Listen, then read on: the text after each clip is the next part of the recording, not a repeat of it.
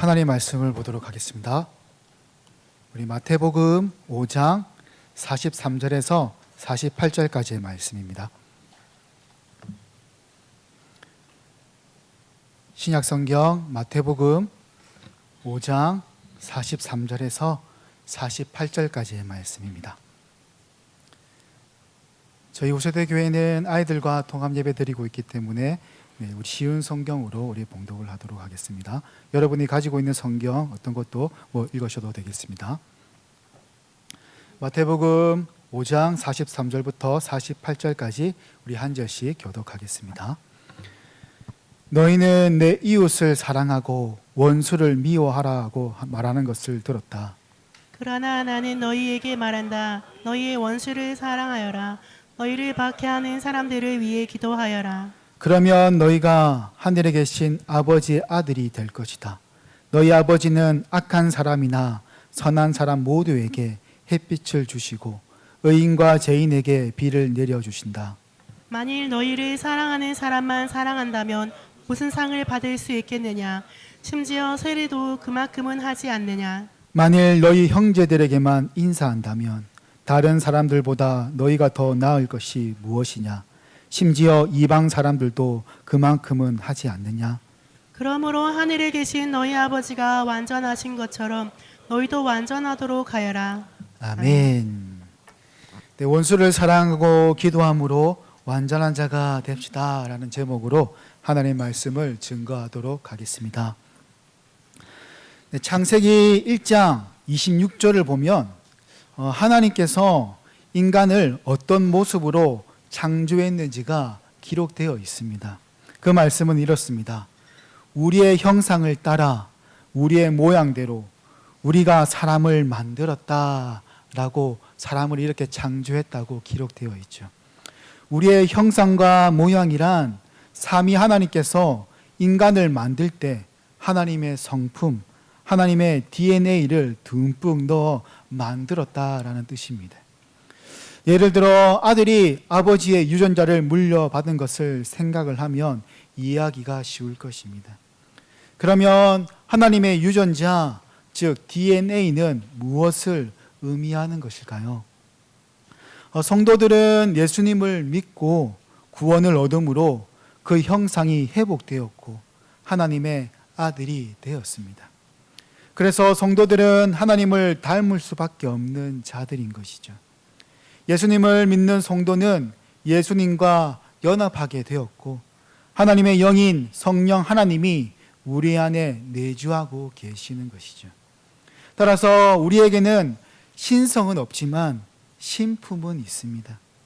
하나님의 성품을 전혀 닮아갈 수 없는 비공유적 속성도 있습니다. 불변성이라든지 전지전능성이라든지 무쇠부재라든지 이런 것은 우리가 닮아갈 수 없지만 또한 공유할 수 있는 속성이 있습니다. 그것을 공유적 속성이라고 하죠. 대표적으로 성도는 하나님의 사랑을 가질 수 있습니다. 예수님을 믿으면 그 사랑을 소유하게 되는 것이죠. 예수님이 베푸신 그 사랑을 우리도 베풀 수 있다라는 말씀입니다. 그래서 베드로는 베드로전서 1장 4절에 이렇게 기록하고 있습니다. 그는 이 영광과 덕으로 기중하고 아주 위대한 약속들을 우리에게 주셨습니다. 그것은 이 약속들로 말미암아 여러분이 세상에서 종욕 때문에 부패하는 사람이 되는 것이 아니라 하나님의 성품에 참여하는 사람이 되게 하시려는 것입니다 라고 베드로는 가르쳐주고 있는 것이죠. 우리 또한 하나님의 성품에 참여할 수 있다라고 말씀해 주는 것과 같습니다. 우리가 어떻게 하나님을 닮아가 예수님처럼 어떻게 살아갈 수 있단 말인가 라고 의문을 품을 수도 있습니다. 그러나 하나님은 우리에게 이미 그 능력을 믿음과 함께 주셨습니다. 그리고 우리에게 하나님의 형상이 있다라고 말씀하고 있는 것이죠. 문제는 우리가 그렇게 살려고 하지 않을 뿐입니다. 성령 하나님이 인도하시는 대로 살아가려 하지 않고 단지 구원받은 것만 만족하고 우리의 삶은 구원받은 자답게 살아가지 못하는 것이 문제인 것입니다. 예수님은 앞서 거짓 맹세에 대해서 우리에게 말씀해 주셨죠.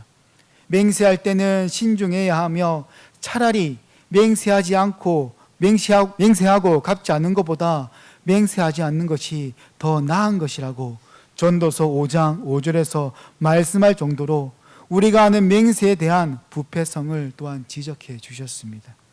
또한 악에게 맞서지 말라고 말씀하시며 옳은 것은 옳다 하고 아닌 것은 아니라 하라. 내 오른뺨을 치거든 왼편도 돌려대며 속옷까지 가지고자 하는 자에게 겉옷까지 가지게 하며 강제로 약 1.5km를 가게 하거든 그와 함께 약 3km를 가주어라고 말씀을 하시며 구체적인 성도의 삶에 대해서 또한 교훈해 주셨습니다. 이제 마태복음 5장 마지막 부분에 도달했습니다. 예수님은 이어서 이웃 사랑에 대한 가르침을 계속 이어가고 계시죠. 오늘 본문에서는 이웃 사랑에 대해 적극적이고 능동적인 측면이 강조되고 있습니다. 특히 원수까지 사랑해야 한다고 하심으로써 예수님의 가르치는 진수가 분명하게 드러나고 있는 본문입니다. 먼저 그 당시 유대인들의 가르침을 살펴보면 43절 앞에 보니까 내 이웃을 사랑하고 원수를 미워하라 라고 가르쳤습니다. 이것은 성경에서 벗어난 잘못된 가르침이죠. 구약 성경에는 이웃 사랑하기를 내 몸과 같이 하라라고 레위기 19장 18절에 말씀하고 있습니다. 이 말씀은 있어도 내 원수를 미워하라라는 말씀은 없는 것이죠. 그런데도 유대인들은 원수를 미워해야 한다고 주장하며 이 문구가 하나님의 말씀인 것처럼 가르치고 있었던 것이죠. 그렇다면 그들은 어떻게 해서 이런 잘못된 가르침을 덧붙이게 되었는지 한번 살펴보겠습니다. 이웃이란 말은 폭넓은 의미이죠. 가족, 주위 사람들, 직장 동료, 지역 주민, 같은 민족 등 다 이웃이 될 수 있습니다. 친밀하게 접촉하는 사람들은 원칙적으로 다 이웃이라고 생각할 수 있는 것이죠. 그러나 유대인들은 자기 민족인 이스라엘만 자신의 이웃으로 생각을 했습니다. 자기 민족만 하나님께 선택받은 민족이며 다른 민족들은 얕잡아보며 업신여겼던 것이죠. 그래서 그들을 괴롭히고 침략하는 주위의 국가, 로마나 아람 사람, 아수르, 바벨론 등 이 사람들은 이방인으로 취급을 하며 다 원수로 여기며 그들을 매우 싫어했다라는 것입니다. 특히 아수리인과 호남 민족인 사마리아인을 극도로 싫어했죠. 따라서 유대인들은 자기 민족은 사랑해야 하지만 그 외에 이방인들은 미워해야 한다고 가르치고 있었던 것입니다. 그러나 이것은 이웃을 민족적 개념으로 축소, 변형시킨 것으로 원래 하나님의 의도를 오해하고 있었던 것입니다. 하나님께서는 이방인들, 외국인들에게도 따뜻한 배려를 해 주셨습니다.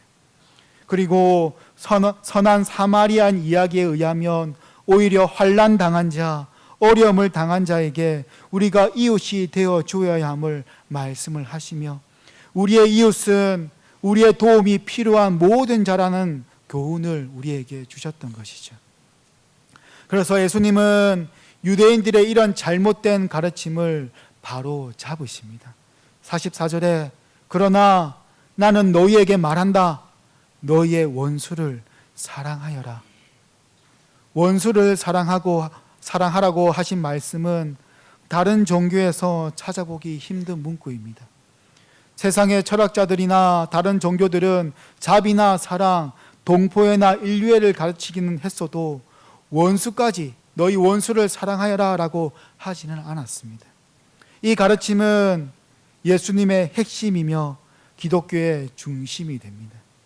하나님을 사랑하고 이웃을 사랑해야 하듯 우리의 원수도 사랑하라고 예수님은 말씀을 하고 있다라는 것입니다. 그러면 여기서 원수란 누구일까요? 여러분의 원수는 누구이십니까? 우리 어머니의 원수는 가끔 아버지가 되기도 하고 때론 종종 저가 되기도 했습니다. 네, 이 왼수 같은 놈아라고 하면서 네, 뭐라고 하시긴 하셨죠.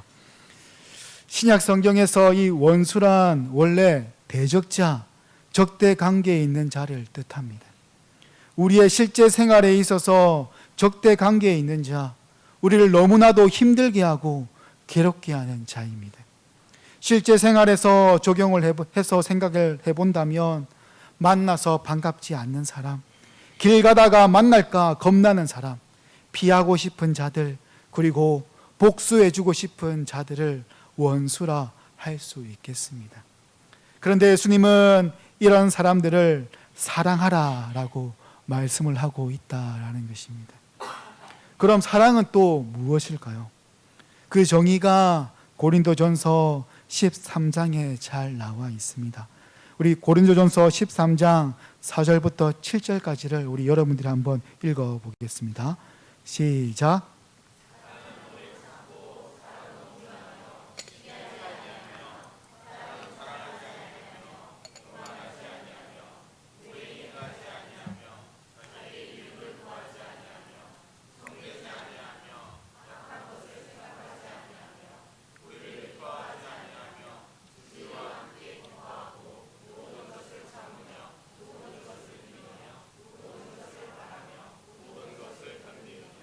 아멘. 네, 사랑의 정의가 이렇게 고린도전서 13장에 나와 있는 것이죠.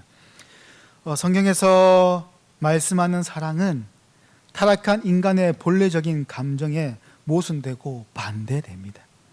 따라서 여기서 말하는 사랑은 감정적인 사랑이 아니라 의지적인 사랑을 뜻하는 것임을 우리는 알 수 있습니다.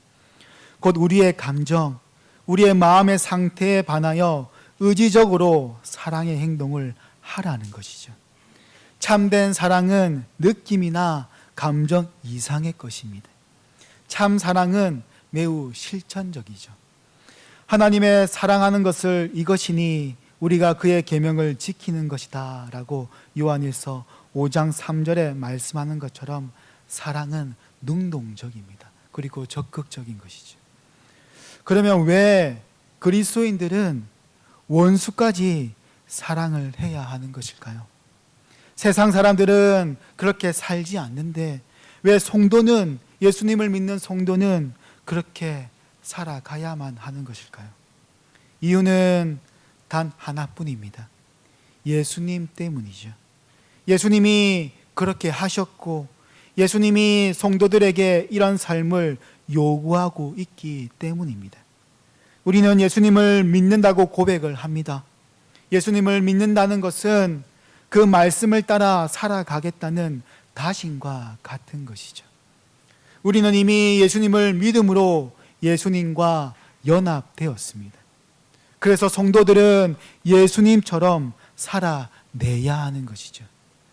예수님을 닮아가야 하는 사명이 우리 그리스도인에게 있는 것입니다. 예수님은 이걸 원하심으로 우리에게도 친히 그 사랑을 베풀어 주신 것이죠. 죄를 짓는다는 것은 하나님과 원수가 되는 행동입니다. 하나님이 하지 말라고 하는 것을 하는 것이 죄이고 하라고 하신 것을 순종하지 않는 것도 죄입니다. 우리가 바로 그 죄인이었죠. 하나님과 원수지간이었습니다.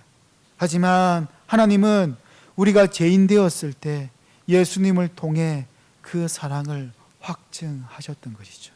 로마서 5장 8절과 로마서 5장 10절은 이렇게 말합니다. 우리가 아직 죄인 되었을 때에 그리스도께서 우리를 위하여 죽으심으로 하나님께서 우리에 대한 자기의 사랑을 확증하셨느니라. 5장 10절에는 곧 우리가 원수 되었을 때에 그의 아들의 죽으심으로 말미암아 하나님과 화목하게 되었은즉 화목하게 된 자로서는 더욱 그의 살아나심으로 말미암아 구원을 받을 것이니라 라고, 우리가 죄인 되었고 하나님과 원수 되었던 그 원수지간이었지만 하나님은 그 사랑을 우리에게 베풀어 주심으로 인해서 우리를 구원하셨다라고 말씀해 주고 있습니다. 의인도 아니고 선한 사람도 아니고 죄인이고 원수였던 우리를 위해 하나님의 아들이 우리를 대신해 죽으셨던 것이죠. 우리는 이미 그 사랑을 받은 자로 그 사랑을 베풀며 살아가라는 말씀입니다. 예수님은 원수를 사랑하라고 말씀하시고 이어서 44절 뒤에 너희를 박해하는 사람들을 위해 기도하여라 라고까지 덧붙여 말씀하고 있습니다. 기도는 누구에게 하는 것입니까? 바로 하나님에게 우리의 마음을 담아서 간구하는 것입니다. 우리의 아픔과 고통, 화가 나는 모든 것까지 하나님께 들고 나가 화소연을 하면 그것이 기도가 되는 것이죠. 시편 대부분이 그런 내용 아니겠습니까? 시편 기자들은 그 힘겨움을 하나님께 들고 나가 하나님 앞에 엎드려 기도를 한 내용들이 시편에 거의 기록되어 있습니다. 하나님은 우리의 아픔을 기도로 받으시고 응답을 하시는 것이죠. 예를 들어 시편 4편 1절은 내가 당신께 부르짖을 때 응답해 주소서. 나의 의로우신 하나님, 내 근심을 덜어주시고 나에게 은혜를 베풀어 주시고 나의 기도를 들어주소서 라고 시편 기자들은 자신의 아픔들, 자신을 괴롭히는 그 원수지간의 그 사람들을 위해서 함께 기도하면서 하나님께 하소연을 하면서 너무 힘듭니다 라고 기도를 했던 것입니다. 누군가를 위해 간절히 기도한다는 것은 이웃 사랑을 행하는 완벽한 실천입니다. 실제로 누군가를 도와줌으로 사랑을 베푸는 것도 매우 중요하지만 우리가 할 수 없는 것을 기도로 하나님께 부탁하며 간구하는 것은 예수님이 말씀하신 이웃 사랑의 절정이라고 말할 수 있겠습니다. 기도는 마음으로부터 나오는 것이며 그 사람에게 하나님의 능력과 권능이 임하기를 원하는 간절한 마음으로 드리는 것이 기도이기 때문인 것이죠. 한편 원수를 사랑한다는 것은 우리의 힘만으로는 할 수 없는 영역입니다. 우리의 능력으로만 어떻게 원수를 사랑하며 기도할 수 있겠습니까? 절대 그럴 수 없는 존재가 우리인 것이죠. 그래서 더욱더 기도를 해야 한다는 것입니다. 기도하면서 그 원수를 사랑하는 힘과 용기, 능력을 얻게 됩니다. 기도를 통해 용서의 향기가 피어오르게 되는 것이죠. 그리하여 궁극적으로 그 미운 사람을 사랑하게 되며 긍휼한 마음이 들어 마침내 그 사람을 용서하고 주님 안에서 좋은 관계를 회복하고 화목하게 지내게 되는 것입니다. 그래서 예수님은 원수를 사랑하고 우리를 박해하는 자를 위해 기도하라고 말씀하고 있는 것이죠. 원수를 사랑할 수 있는 핵심은 바로 기도이기 때문에 원수를 사랑하라고 말씀하면서 또한 박해하는 자를 위해서 기도하라고 말씀해주고 있다라는 것입니다. 우리는 이런 가정을 통하여 긴장과 갈등이 지배하는 이 세상에 참된 평화와 진정한 사랑을 세상에 심게 되는 것이죠. 그리할 때 이 세상은 그 한 줄기 빛으로 인하여 절망하지 않고 지친 영혼이 안식을 얻게 되며 우리 또한 그 빛 안에서 함께 울기도 하고 기뻐하고 즐거워하게 되는 것입니다. 예수님은 이어서 우리가 원수를 사랑하고 우리를 박해하는 자를 위해 기도해야 할 이유를 설명하고 있습니다. 45절에 이렇게 말씀합니다. 그러면 너희가 하늘에 계신 아버지의 아들이 될 것이다. 너희 아버지는 악한 사람이나 선한 사람 모두에게 햇빛을 비추시고 의인과 죄인에게 비를 내려주신다 라고 말씀하고 있죠.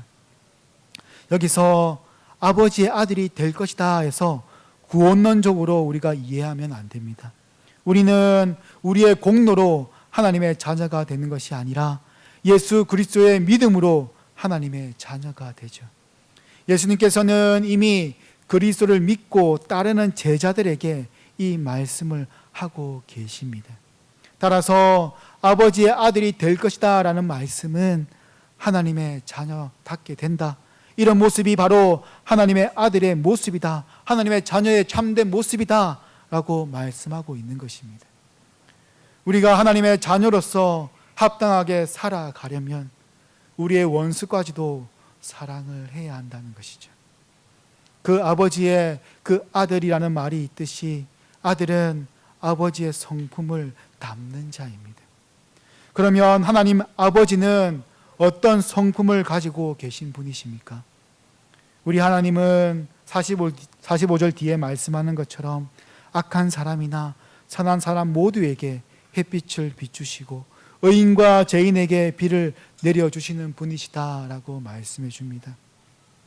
일반 은총의 측면에서 하나님은 악한 사람이나 선한 사람이나 차별하지 않고 사랑하시는 넓은 사랑을 소유한 하나님이시기 때문에 우리도 이러한 아버지의 성품을 본받아 원수를 사랑할 때 참으로 그 아버지의 자녀라고 불릴 수 있다는 뜻이 되는 것이죠. D.A. 칼스는 이런 말을 했습니다. 의로 인하여 박해를 받는 것은 자신을 선지자 계열 위로 놓는 것이다. 그러나 박해하는 자를 위하여 기도하는 것은 자신을 하나님 성품의 연장 위에 놓는 것이다 라고 말했습니다. 그리고 플루머는 선을 악으로 갚는 것은 악마적이고 선을 선으로 갚는 것은 인간적이고 또 악을 선으로 갚는 것은 신적인 것이다 라고 말해 주었죠. 이 두 거장이 말한 것처럼 예수님의 제자들은 그들 주위 사람들의 행동 양식보다 뛰어나게 살고 사랑해야 한다고 말씀해 주고 있는 것입니다. 이어지는 예수님의 말씀에서 또 하나의 중요한 원리를 보여줍니다. 세상에서 성도가 어떻게 사람으로 부름을 받았고 어떻게 살아야 하는지를 또한 말씀해 주고 있죠. 우리는 세상 사람들과 똑같은 존재가 아니라 바로 하나님의 아들과 딸로서 그 합당한 신분에 맞게 살아야 한다는 말씀입니다. 46절에 이렇게 말씀하고 있죠.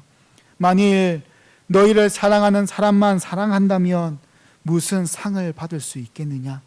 심지어 세리도 그만큼은 하지 않느냐?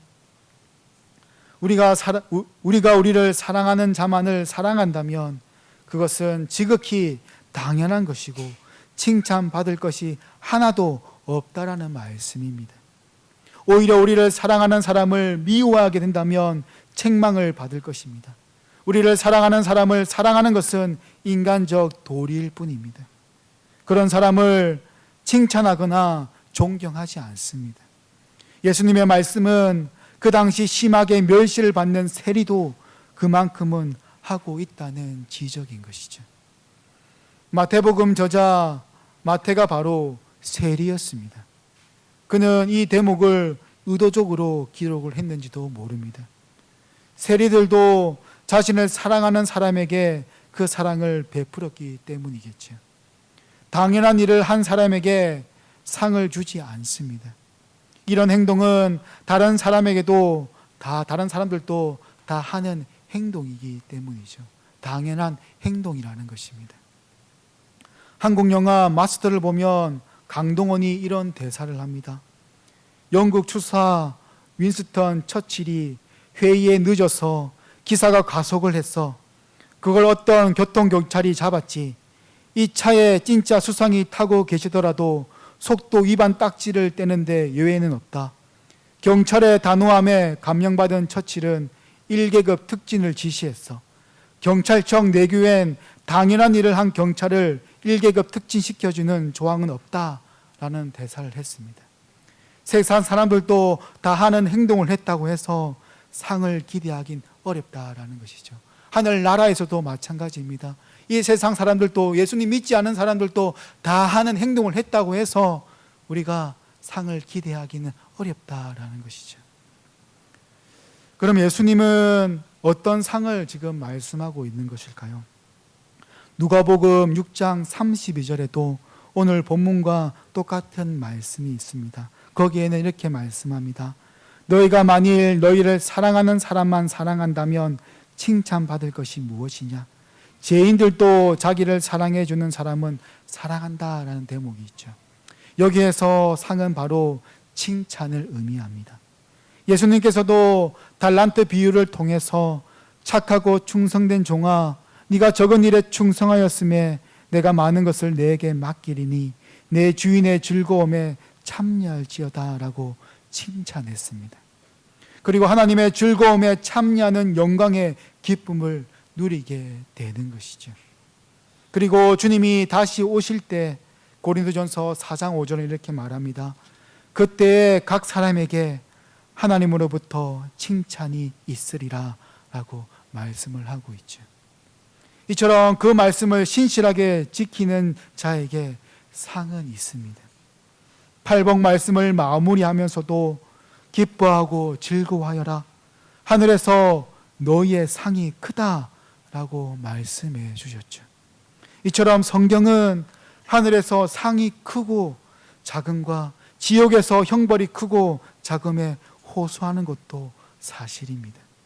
이 말씀은 결국 하나님께서 각 개인의 삶을 세밀히 평가하고 계신다는 뜻을 내포하고 있는 것이죠. 저의 삶, 여러분들의 삶을 하나님이 늘 지켜보고 있다라는 것입니다. 그래서 고린도후서 5장 10절에 우리는 모두 그리스도의 심판대 앞에 서야 합니다. 각 사람은 몸을 입고 사는 동안 행한 선한 일이나 악한 일이나 자기가 행한 행위대로 거기에 알맞는 보응을 받게 될 것입니다 라고 말씀해 주고 있죠. 그렇다고 우리가 그 상을 받기 위해서, 어떠한 보상을 받기 위해서 선한 행동을 하는 것은 아닙니다. 만약 이 땅에서 여러분들이 섬기고 하나님 나라를 위해서 봉사하고 헌신했다면 그 자체가 우리에게 상급이 되는 것이죠.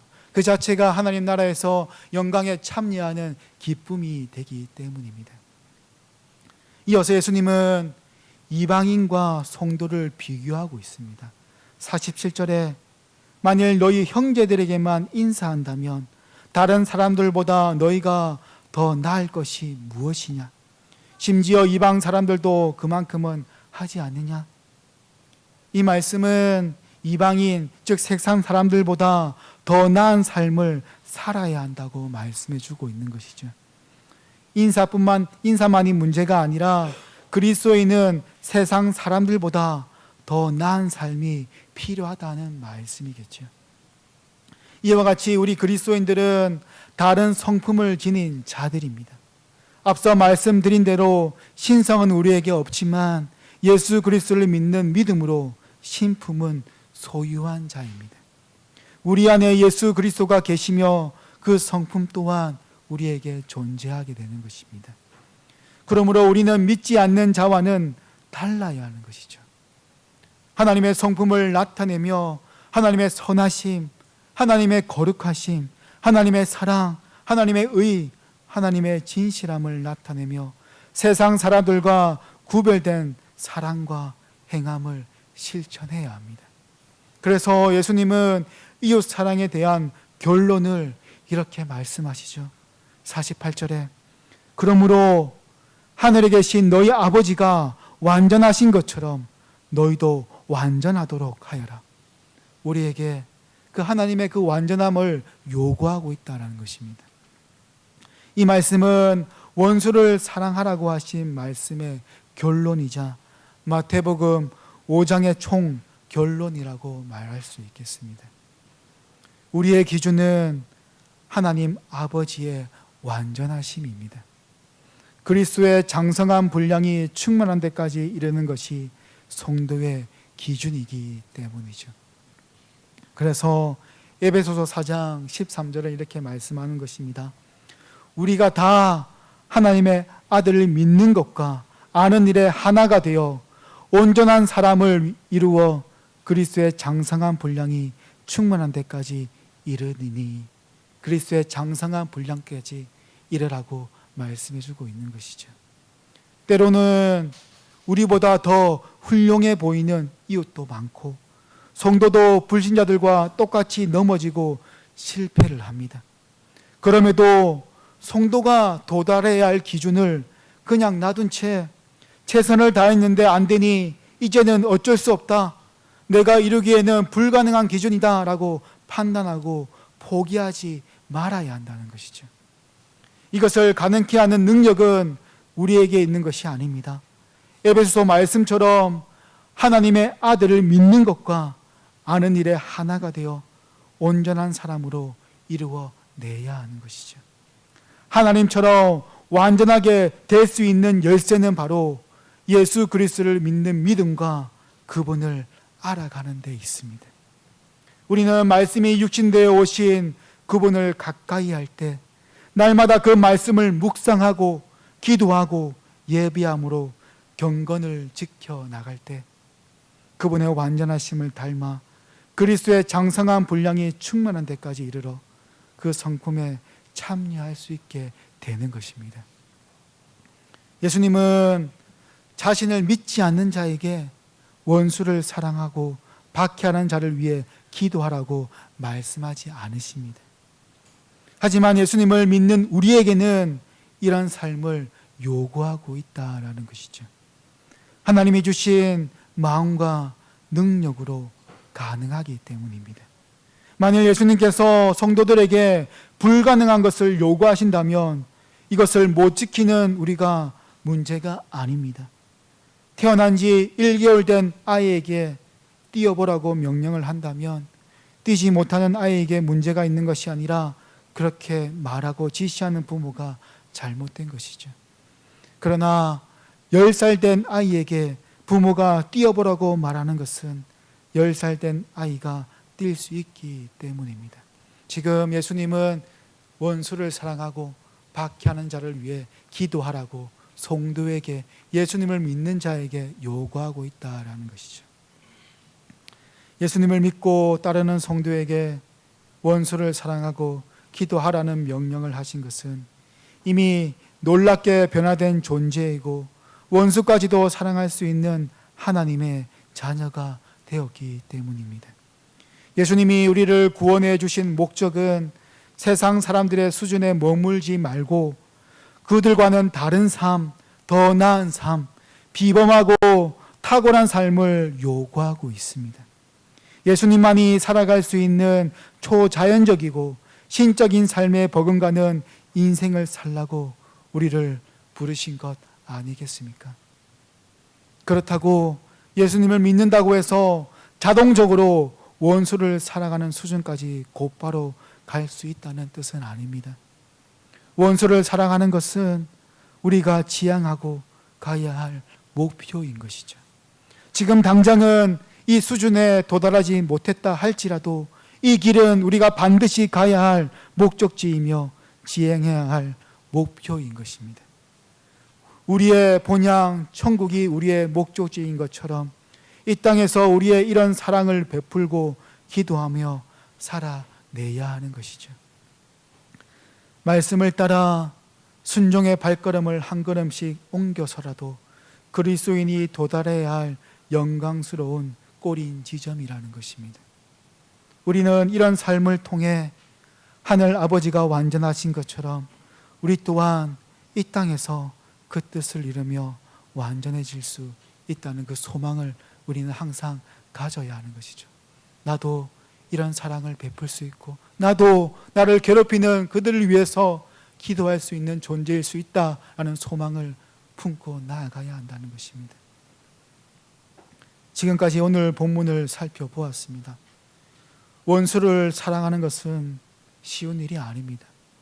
그리고 그 원수를 위해 기도하기까지 하는 것은 인간의 마음으로는 불가능합니다. 하지만 그걸 먼저 이루신 분이 계십니다. 아버지가 완전하신 것처럼 그 아들 독생자이신 예수님은 이 땅에서도 완전하셨습니다. 예수님은 십자가에 매달려 있으면서도 자신을 향해 모욕하고 비방하고 자신을 십자가에 못 박은 그들을 향해 이렇게 말씀하십니다. 누가복음 23장 34절에 아버지, 저 사람들을 용서하여 주소서. 저들은 자기들이 하고 있는 일을 알지 못합니다. 예수님은 죽는 순간까지 그들을 긍휼히 바라보시며 용서해 줄 것을 아버지께 간구하고 있습니다. 예수님은 직접 원수를 사랑하라는 말씀을 이루시고 자신을 박해하는 자를 위해 기도하신 것입니다. 예수님뿐만 아니라 우리가 잘 알고 있는 스데반 집사님도 돌에 맞아 죽어가면서까지 예수님과 똑같은 말씀을 합니다. 사도행전 7장 59절에서 60절, 그들이 돌로 스데반을 치니 스데반이 부르짖어 이르되 주 예수여 내 영혼을 받으시옵소서 하고 무릎을 꿇고 크게 불러 이르되 주여 이 죄를 그들에게 돌리지 마옵소서, 이 말을 하고 자니라. 예수님과 같이 스데반 집사님은 자신에게 돌을 던지고 있는 그들을 용서해달라고, 그 죄를 그들에게 돌리지 말라고 이렇게 간절히 기도하고 있다라는 것입니다. 스데반 집사님은 예수님을 닮아 마지막에 그 뜻을 이루며 순교했습니다.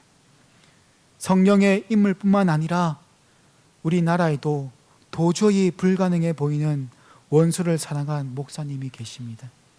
그분은 바로 손양원 목사님이십니다. 말씀을 마무리하며 이분의 베푼 원수의 사랑에 대해서 한번 나누어 보려고 합니다. 손양원 목사님은 1902년 우리 지수 옆 동네인 경남 함안에서 출생했습니다. 평양신학교를 졸업을 하고 37세에 전라도 여수에 있는 나병 환자들의 교회인 여수 애양원 교회 담임 목사로 부임을 합니다. 1년 남짓 사역을 하고 있을 때 일제가 갑자기 신사 참배를 강조했습니다. 천황을 신으로 인정을 하고 신사 앞에 절하는 것을 강요했죠. 성경에서 분명히 하나님 외에는 절하지 말라고 했는데 목사의 양심상 어떻게 우상 앞에 고개를 숙이는가라고 말하며 거부하다가 결국 끌려가 5년 동안 옥고를 치렀습니다. 졸업한 후 다시 여수 애양원으로 돌아와서 뜨거운 사랑으로 나병 환자들을 섬기면서 목회를 했습니다. 그런데 불과 3년이 채 안 되어 여수 춘천 반란 사건이 일어납니다. 하루아침에 많은 중고등학생들과 청년들이 공산당원으로 돌변해 버렸던 것이죠. 평소에 예수 믿는다고 아니곱게 생각하던 고등학생 하나가 반란 사건이 일어나자마자 손양원 목사의 큰아들 동인이와 중학생 동신이를 끌고 갑니다.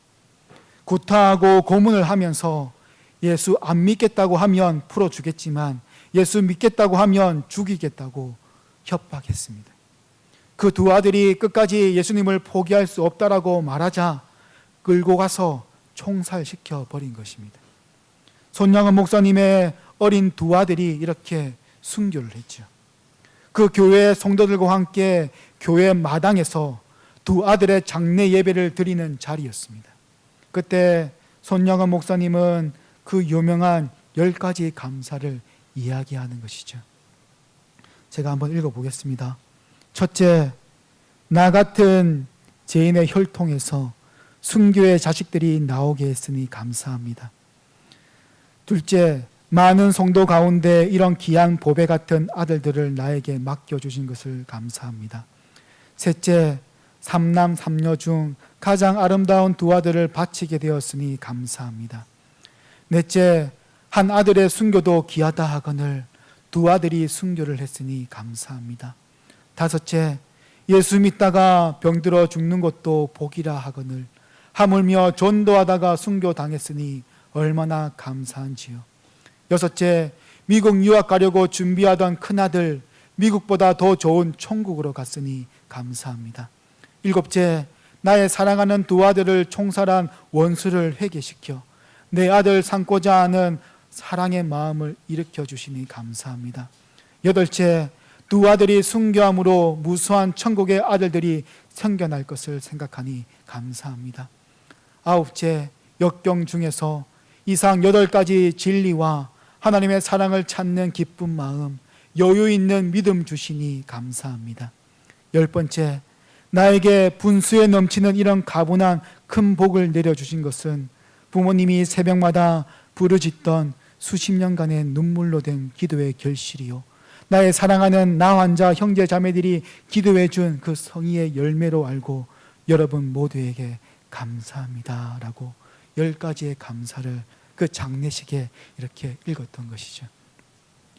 손양원 목사님은 이렇게 자기 아들들 장례식에 슬퍼하고 울며 통곡을 해도 부족할 판에 하나님께 10가지 감사를 드렸던 것입니다. 더 놀라운 사실은 그가 두 아들의 장례식 때 이미 원수를 용서하고 양아들로 삼겠다고 하는 마음을 가졌다는 것이죠. 장례를 마쳤습니다. 그리고는 손영환 목사님의 딸 손동희를 불러서 앉아놓고 자신의 심정을 이야기했습니다. 아무리 원수이지만 그를 꼭 양아들로 삼아야겠다고 말했습니다. 지금은 손동희 권사님이시지만 그 당시에는 중학생이었습니다. 중학교에 다니던 딸이 원수를 양아들로 삼겠다고 하니 아버지의 말을 도저히 이해할 수가 없었다고 합니다. 손동희 권사님은 왜 예수님을 믿어도 이렇게 별나게 믿느냐고 통곡을 하며 울면서 아우성을 쳤습니다. 하지만 목사님은 그 딸을 달래면서 이렇게 말했습니다. 동희야, 성경 말씀을 자세히 보아라. 눈물이 나.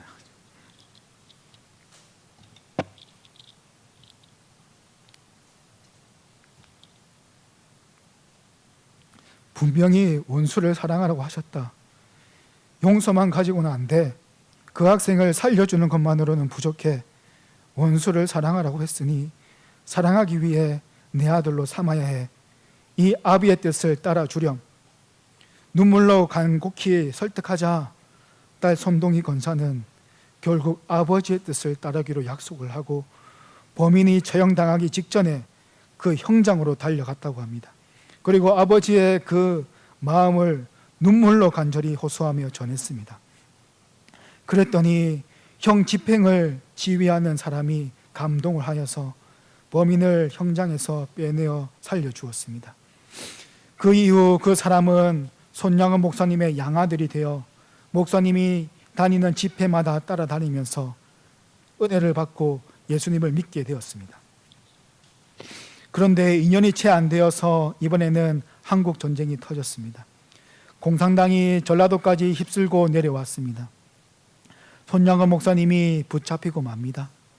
목사라고 하자 여지없이 끌려다가 가수원에서 총살을 했는데 그 전날 밤 함께 끌려온 자기 교회 집사님에게 이런 말을 했다고 합니다. 지난밤에 내 아들 동신이가 내 눈앞에 나타났어. 아마 하나님이 나를 부르시나 봐 라고 말을 했다고 합니다. 손양원 목사님은 하나님의 신품을 닮아 원수를 사랑하고 그를 위해 기도했습니다. 인간의 타락한 본성을 뛰어넘어 실제로 원수 사랑을 몸소 보여주고 실천한 사람이죠. 만약 여러분의 마음속에 그래도 이것은 이상일 뿐이다. 독특한 사람이나 할 수 있는 일이지. 나 같은 사람은 도저히 할 수 없다. 내가 낳은 자식도 기분이 상하며 미워하는데 원수 사랑이 어디 가능하겠는가 하는 음성이 들린다면 그것은 성령님의 음성이 아닙니다. 사탄의 속삭임일 뿐이죠. 저도 이 말씀을 준비하면서 영적으로 많이 싸움이 있었습니다. 나는 이렇게 살아낼 수 있는가? 나는 이렇게 살아낼 수 없으면서도 이렇게 설교할 수 있겠는가? 내가 원수를 사랑하고 박해하는 자를 위해 기도하라고 우리 성도님들에게 과연 설교할 수 있겠는가? 라는 그런 영적 싸움이 많이 있었습니다. 하지만 그런 마음이 지금 말한 것처럼 사탄의 속삭임이고 성령 하나님은 우리를 원수를 사랑하고 박해하는 자를 위해서 기도하라고 가르치고 있다는 것입니다. 우리에게도 하나님의 형상, 그 DNA가 있습니다. 예수 그리스도로 말미암아 그 형상이 회복되었습니다. 그러므로 우리도 할 수 있는 것이죠. 우리는 이미 그 사랑을 받은 존재입니다. 선한 사마리아의 비유에서 우리가 선한 사마리아인처럼 사랑을 베풀어야 하는 존재이기도 하지만 우리는 이미 강도를 만나 쓰러져 죽어가고 있던 자이기도 하죠. 그 죽어가는 우리를 불쌍히 여기시고 자비와 사랑을 베풀어 주심으로 예수님이 우리를 구원해 주신 것입니다. 그 사랑을 받은 자로서 우리도 그 사랑을 베푸는 것은 특별한 것이 아니라 당연한 삶입니다. 그 대상이 우리의 원수라도 우리는 그 사랑을 베풀고 그들을 위해 기도하는 삶을 살아내야 하는 사명이 우리에게 있는 것이죠. 이런 삶을 통해 하나님의 자녀, 하나님의 나라의 거룩한 성도가 되어 아버지의 완전하심을 이 땅에서도 이루는 성도님들 되시기를 주님의 이름으로 축원합니다. 마지막으로 에베소서 4장 12절과 13절을 읽고 말씀을 마치겠습니다. 우리에게 이 모든 선물을 주신 것은 하나님의 백성들을 섬기도록 준비시키기 위한 것입니다. 서로 섬김으로 그리스도의 몸인 교회를 더욱 강하게 세우기 위한 것입니다. 이렇게 할 때에 우리 모두는 하나님의 아들을 믿고 아는 일에 하나가 되어 그리스도를 닮는 온전한 사람으로 성숙한 그리스도인이 될 것입니다. 아멘.